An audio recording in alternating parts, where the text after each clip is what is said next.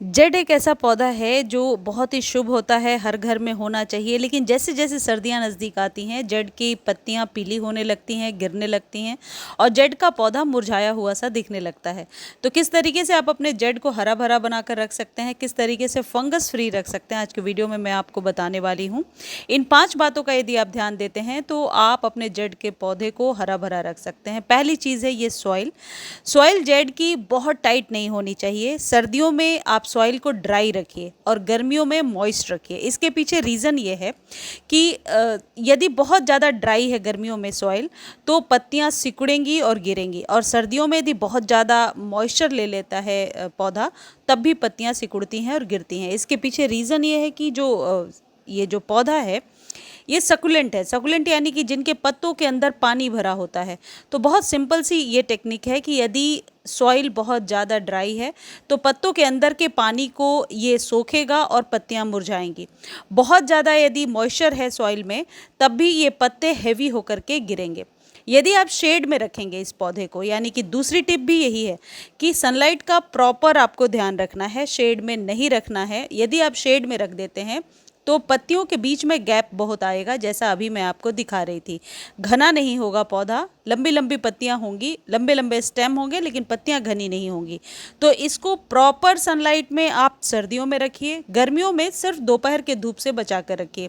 दोपहर के धूप से बचाने से ये फ़ायदा हो जाएगा कि आप पत्तियों को पीले होने से बचा सकते हैं। साल में 2 बार इसकी कटिंग लगाई जा सकती है, एक अभी बरसातों में और दूसरी स्प्रिंग के सीज़न में। तो अभी तक यदि आपने कटिंग नहीं लगाया है तो अब आप रहने दीजिए, और अब स्प्रिंग में आप इसकी कोई भी पुरानी सी स्टेम लेकर के लगा सकते हैं। तीसरी चीज़ है फर्टिलाइजेशन। कैल्शियम युक्त खाद इस पौधे को बहुत ज़्यादा पसंद है। आप यदि बोन मिल का इस्तेमाल करते हैं तो आप बहुत ही स्वस्थ पत्तियाँ, बहुत ही एक आप यूँ कह सकते हैं कि अच्छी ग्रोथ ले सकते हैं। बोन मिल को खरीदने का लिंक डिस्क्रिप्शन में दे दिया है। यदि आप नहीं कॉपी कर पा रहे हैं डिस्क्रिप्शन से तो आप टेक्स्ट करेंगे तो डायरेक्टली लिंक मैं प्रोवाइड कर दूंगी। बोन मिल के बहुत सारे फ़ायदे हैं और जड़ के पौधे पर ये बहुत ही अच्छा काम करता है। अब जो लोग बोन मिल का इस्तेमाल नहीं कर सकते उनके लिए मैं घरेलू खाद भी अभी आगे वीडियो में बताऊंगी।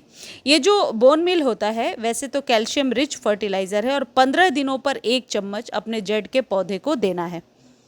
ये दूसरी जो चीज़ आप मेरे हाथ में देख रहे हैं, सिर्फ 20 रुपये की ये आपको मिल जाएगी किसी भी स्टेशनरी के शॉप पे, और ये है चौक। इसको लेकर के आप इतने बड़े चौक में 3 हिस्सा बना लीजिए और 6 इंच के कंटेनर में दबाकर छोड़ दीजिए। दूसरा तरीका ये है कि या तो आप इसे डस्ट बना लीजिए, इसे कूट लीजिए, कूटने पर ये डस्ट बन जाएगा और उसको 15-15 दिनों पर दीजिए। और यदि इस तरीके से आप सॉइल में दबा रहे हैं तो फिर ये आपको 1.5 से 2 महीने बाद ही निकालना होगा और नया जो है चौक इसमें दबा देना होगा।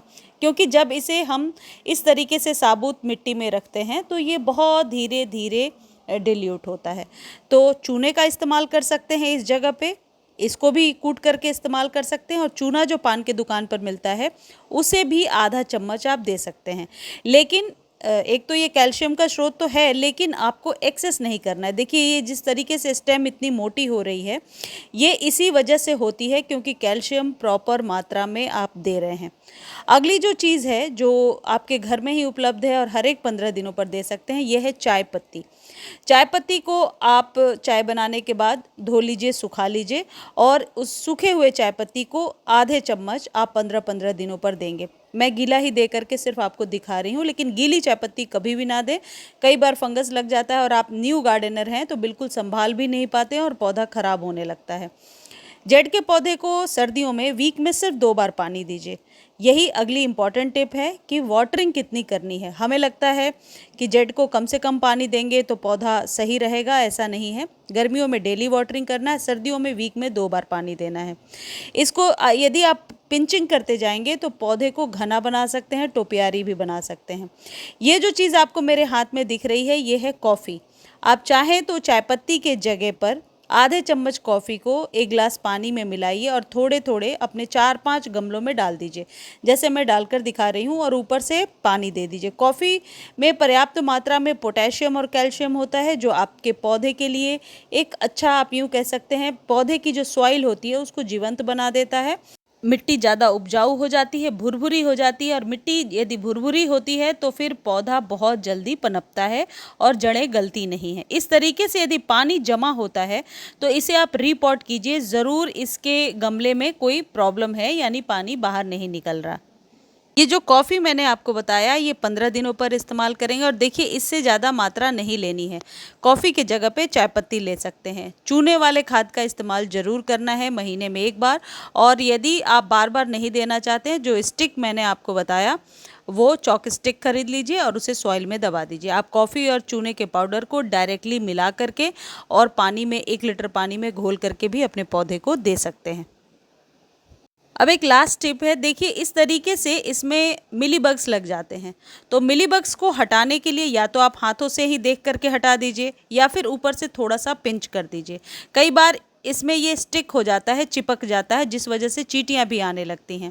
आप ये कर सकते हैं कि 1 चम्मच शैम्पू या फंजीसाइड को पानी में डाल करके स्प्रे कर सकते हैं, या फिर हाथों से आप हटा सकते हैं। हाथों से हटाने के बाद यदि ऊपर से पिंच भी कर देते हैं तो ये दोबारा नहीं आता है। इस तरीके से ये कुबेराक्षी वास्तु प्लांट को आप घना बना सकते हैं, स्वस्थ बनाकर रख सकते हैं, और अपने घर में एक शुभ पौधा जो कि मेन गेट पर भी लगाया जाता है, आप लगा सकते हैं। मुझे उम्मीद है वीडियो अच्छी लगी होगी। धन्यवाद।